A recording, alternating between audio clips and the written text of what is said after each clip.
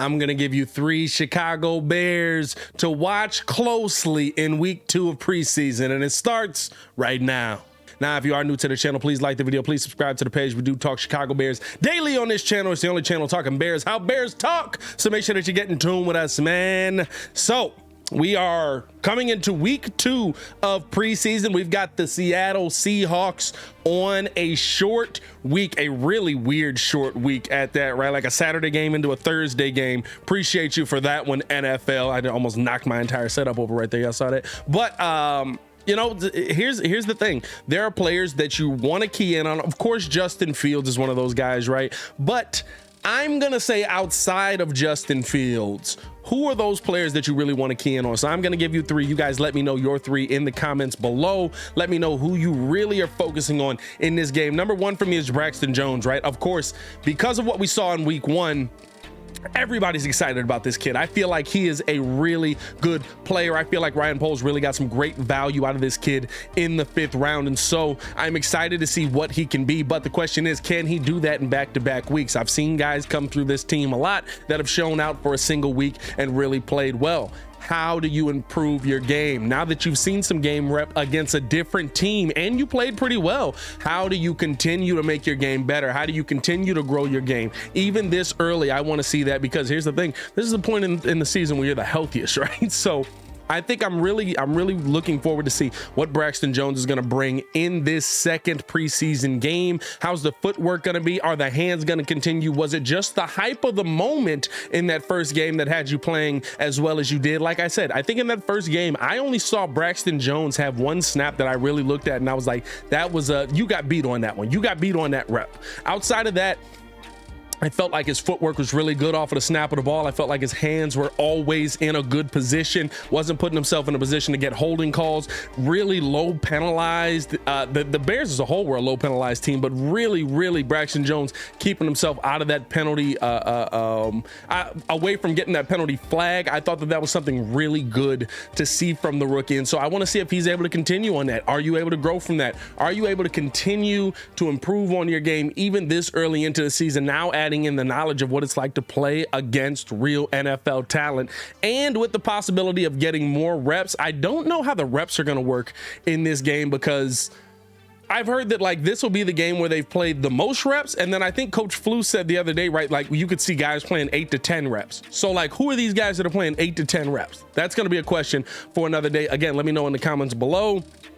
How do you guys feel about Braxton Jones coming into this game?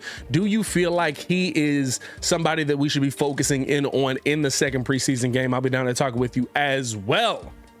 Number 2 on my list is Jack Sanborn. Again, kind of the same thing as Braxton Jones, right? Was it the hype of the moment, or are you really worth playing in regular season mode, right? Because again, we heard Nicholas Morrow talking about kind of he didn't get to see as much of Sanborn in that last practice because the ones were running most of the times, which tells you that Jack Sanborn was not a part of the ones, but that he was really excited that Sanborn got the opportunity that he did, that he really took advantage of that opportunity. Now I want to see, right, if the Bears do play more with the ones here, does Sanborn find his way into that equation somehow? Is he going to move up the depth chart somehow? Is he somebody that should be moving up the depth chart? Those are all things I really want to key in on. I felt like he had a great showing in that first preseason game. And now, how do you come back on the other side of that on the opposite preseason game? Now, again, he's going to be going up against Geno Smith, which could inflate your numbers a lot,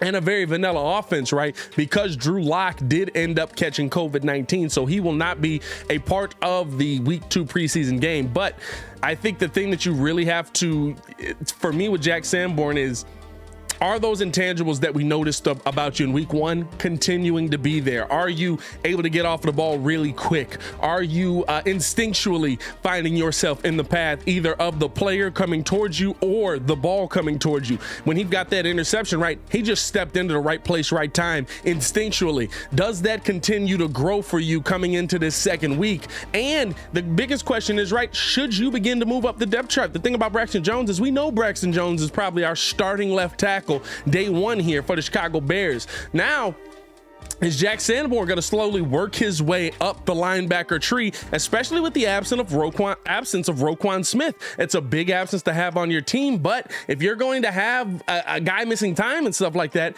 that creates opportunity. Can Jack Sanborn take advantage of that opportunity and be that guy opposite Nicholas Morrow that shows you something? And will he get that opportunity? That's going to be on Coach Flus. That's going to be on Coach Williams, but I'm really going to focus in on that. And then my third guy, right, I'm sticking with the defense on this one.